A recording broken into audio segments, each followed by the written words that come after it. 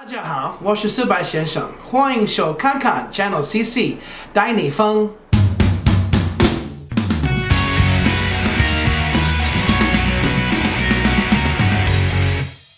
Joey, welcome to Montreal. Thank you. Thank you. Merci beaucoup. Merci beaucoup. I know you came all the way from China. That's right. Could you introduce yourself a little bit? Okay. Well, my name is Joey, and I'm from Chicago, Illinois, and I'm living in Beijing, China for 9 years. This is my 9-year anniversary. So I've been there for 9 years, and I met a Chinese wife, Chinese woman, when my first year there. A year later, got married, had a couple kids, started a company. We have a company there placing English teachers or just foreigners that want to work in China to companies and stuff, mostly teachers, because that's the big demand for people who speak English. If you want to be an accountant Right. in China, well, forget about it. I mean, because they need people who speak Chinese, Yeah. But the only real, the widest market for a foreigner is teaching, because every other position they could hire someone for cheaper that speaks their language fluently. Mm-hmm. So, of course, they don't really need a foreigner to do a lot of other jobs. Mm-hmm. However, English teaching is they need foreigners because they need the foreign accent and so forth. So I started that company, and then we started a church, a little underground church there. And so I've been running the church, and my wife's been running the company, and I've been there for 9 years. And a few years later, ended up doing some TV shows and movies and commercials and so forth. So that's about my life. I'll be 39 this July, so I know I look like I'm 24, 25, Very but young. I'm almost 40. You got influenced by the Chinese Asian look. Yeah. Now I got the Our Asian look, spirit. which rolls back your age about 10 years. So. Oh, I know that for recent 2-3 years you got really popular, very famous on TVs. Yeah. Like my parents, they would just screenshot their TV of you Really? and send it all over to Canada and say, look, your friend is on TV and he is there with his wife and his mom-in-law. So how did you get into the entertainment industry? Well, it was quite interesting. It was actually a calling from God. Mm-hmm. What happened was about 3-4 years ago, maybe 3 years ago, we had a guest minister in our church, our underground church, who plays piano and worships. And we had 1 month of worship where we would just get together and sing and praise God for a month. And it was during a rehearsal where, Lucy Juan's daughter was playing piano, and he was there, and we were all having rehearsal on a Saturday morning. He gets up and he gives a message in an unknown language, what the Christians call speaking in tongues. Right. So he gives a message in this unknown language, and then I heard the meaning in English in my heart. But he got up after giving the message in tongues, and he gave the interpretation. And it was the same thing that I heard in my heart. And what the message was is I'm about to open up a strange door of opportunity here in China. It's very different from what you're used to and different from what Christian people are used to, but it's from God, and that it's a door that I'm supposed to walk through. And people will say, this is strange, is this really from God? He said, yes, it's from me. So within 40 minutes later, 50 minutes later, I get a phone call from a friend of a friend. So I have a friend of mine, he works with a big company called Ubiquity. They do like OnStar systems for Cadillac, and you push the button and you can order food or flowers from your car or do GPS. He works for that company, and he kind of manages all of Asia. So in order to work in China, he had to have a friend that works with the government, kind of liaison between corporations and governments. Right. So this guy, who's from Seattle, he works in Seattle. He contacted another guy that works in the government in Seattle, and a Chinese guy that works between Seattle government and Chinese government, doing liaison stuff for corporations. Right. So he said, well, my friend, the Chinese guy said, my friend needs a big guy for his TV show, Spring Festival, a global gala, Beijing TV show. Do you know any big guys in China? So he said, yeah, actually, when 2009, when I went with, to China, one of the guys I work with from Ubiquity, he had a big friend living there. And he's a pastor, he speaks very well, he'd be good for TV. So they so this actor's name was Brother Sui. Mm. He's an author and a famous actor in China, top comedian. You know, he's like the Jay Leno of China. Yeah. So, or Johnny Carson, whatever. So they called me up 40 minutes, 50 minutes after this prophecy. Mm. And they said, Joey, this is, the guy from Ubiquity, remember me? I want to meet you for lunch. Can we meet for lunch? So I figured this must be the prophecy. Mm-hmm. So I said, yes. So I went over, and when I got there, there was like a producer and director from Beijing Television, this star, Brother Sui, and then the guy, his name was Kent, that worked in Seattle with the government in China, Right. Chinese national. You know.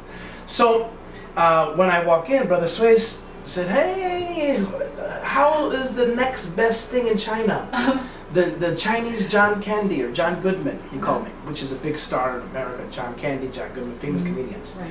And I laughed, but I didn't know what he was talking about. And he said, have you ever done drama before? And I said, well, when I was in high school, I took some drama classes. He said, have you acted before? I said, well, I'm a pastor. We act all the time. So he said, well, we want you to come on our TV show. How's your Chinese? I said, my Chinese is not that good, but if you give me a few lines, I can memorize them. He said, don't worry about it. You just talk English. I'll translate. And he said, I want you to be on my TV show. So he went on explaining to me the TV show. And I said, I got a prophecy 2 hours ago that I'm supposed to do something very strange that's out of like what I do. Because what I do was finding English teachers and then pastoring a church. One was for money, one was for career, for calling for God, higher purpose. So he said, well, I'm not a Christian. He said, I'm a Buddhist. He said, but if you got a prophecy, it sounds good to me. Because it's what I want you to do. Amazing. So we went on the TV show, and there's, I think, 600 million live viewers. 600 million. So this is a bigger show than anything in the West. Yes. Bigger than Netflix, and bigger than whatever, Friends or whatever. I mean, Yes. China, because of population, their Right. networks, even their mobile phone services, are the biggest in the world. Yes. So it had the biggest viewing audience, bigger than anything West could ever imagine, 600 million people. And according to the ratings, the Beijing television ratings, the Daoyan, the producer said, I scored 99, Wow. on the ratings. Ratings. where some of the other big stars that came on scored in the 70s. Yeah. I did better than them. Yeah. So that's kind of how it all started. Then a year after that, people were calling me up from all over China, from every TV station network, and they said, can I do their shows? And I said, what do you want me to do? They said, we want you to sing, we want you to dance, we want you to do a game show. And I didn't see any purpose in that, Right. because, I'm not I always said I'm not a clown. Yeah. Like, what do you want me to come on and dance? I mean, I'm not a clown. And they said, no, but you're going to be famous. And I said, well, I don't want to be famous. I just want to help people, and I want to, and support my family, put my kids through school, pay their tuitions. I said, so, do you pay? And most of the shows said, no, we don't pay. And I said, well, can I preach the gospel? Can I talk about Jesus and the Bible? They said, no. Yeah. So I said, well, I'm not interested. And many producers got offended at me because they never met anybody that doesn't want to be famous. I could care less about being famous. However, after another year and a half, turning down all these shows and stuff, I was at my church in China, in America. I was visiting my church, and my pastor was teaching about how God's plan is to make us influential. Because when we're influential, we can reach more people. We have a bigger platform. And something clicked, and I realized that actually being famous was not a selfish thing or a superficial thing, which is for almost everybody. I mean, when you go to Hollywood, California, everyone's so superficial. Or in my circles in the Chinese movies and entertainment industry, I mean, it's very superficial. Right. Every guy looks like a white China doll, Yeah. makeup, and everyone looks the same. Yeah. They're all trying to be popular and cool and whatever. And same thing in America, Hollywood, the red carpet, with their dresses and jewelry, and it's all just superficial. But my motivation to be famous was not to be to feel worthy, to feel valuable from other people's praise, but it was to influence others for positive things. So I called back all the networks, all the TV shows, and I told all of them, I'll do your shows, but could I share my life story? Yes. you know, the things that I overcame, the problems that I went through, how I keep a positive marriage, how I raise my kids. Can I talk about things that could be helpful for the Chinese public, and so forth. And they said, yeah, well, tell us your story. So I went on many shows, maybe 30 TV shows in 6 months, and I told my story about how I was abused growing up, and how I got overweight because I was abused, and from my father, and he was overweight, and so on, and how I forgave him, and how my life changed when I forgave him, and all these things, you know, and how I get along with my mother-in-law, and all these kind of things. So I shared my story, and many people were touched. I got messages from Nanjing and from all over the country saying your story touched me. I was in tears, I was crying. I did one show called Da Wang Xiao Wang with Wang Weinian, and Wang Weinian and another girl, I forgot her name, Wave Han or something like that. I can't remember her name. She's famous. You know that show? Wang Weinian is very famous, and he has a girl on the show. She's very famous, and the whole set, the cameramen, the audience, everyone was crying when I talked about the power of forgiveness and how I forgave my father who abused me. When I mean abuse, I mean really abuse. I mean burn me with fire, cut me with knives. I have scars. He cut me with knives. He was very bad, and everyone was crying. And people started being touched all over the country. So since then, I started doing TV commercials. I did League of Legends commercials, a famous video game in the world. A Toyota commercial for Toyota car. I did a big $100 million movie, comes out in July. It's the biggest budget movie in world history. Yes, very excited. Filmed outside of Hollywood. So there is no other movie out of Hollywood that's been bigger budget than this. It's the #1 in the world. Wow. That comes out July. So as a result, a lot of doors have opened up. Right. Yes. How do you feel like being famous in China? You already got a lot of attention in China, right? Being as a foreigner, but like being famous, like going everywhere in a daily routine. How do you feel about it? Well, being a foreigner in China, you're when you walk down the street, you feel either very angry or very happy. I mean, because people want to touch your hair, especially if you're black. They want to touch your hair like they never felt the curly like wool hair. They want to touch your hair. They want to, me. They always want to touch my belly and stuff. And if you're blonde, oh my God! Especially if you're a blonde girl, they go crazy for blonde girls. And everyone wants to touch your hair. Old men, children, women. I mean, so you're already kind of famous when you come to China because they don't meet a lot of foreigners there. The country is pretty. It's not like Hong Kong or Taiwan or where they have a lot of foreign traffic. China's been closed for many years. So there's a lot of places in Beijing where people have never in their life met a foreigner. People always tell me, you're the first foreigner I met. You're my first foreign friend. So that's unique. Then I'm fat, so I'm very special now. Yeah. And then for Chinese, a lot of Chinese believe in luck and Buddha and stuff, and they think like I'm a Buddha. I've had people rub my belly and say that my life's been really hard, but I think after meeting you, I think that you're a sign of a token of my fortune is changing, Really, people think that, Yes. So that's another thing. Then when I became famous on television, now it's like I'm getting attention either way, no matter what, you know what I mean? And now the attention used to frustrate me in the beginning, but after television, people started knowing my name, and they call me out on the street by name. And so then my attitude changed, and I began to appreciate the attention. And then after a year, I got addicted to the attention. Right. And I realized how a lot of the stars, some stars they'll do stupid things. Oh, sorry. It's okay. I'll check the You can just battery that. too. I'll start again. Oh, I have You can just edit that out. Yeah, I'll edit. Just want to check the battery. So again. Yeah. So I realized why stars do a lot of stupid things. They release sex tapes of themselves, and they just do some dumb stunts on Gerbo, because they're trying to stay on top. As long as their name is being talked about, as long as they're on shows, any way possible. Some of the older stars, they'll do anything possible to get back on the camera, or back on the screen. They'll go to a dinner where someone's having a dinner, and they'll just jump in the Gerbo, They're just addicted to the fame.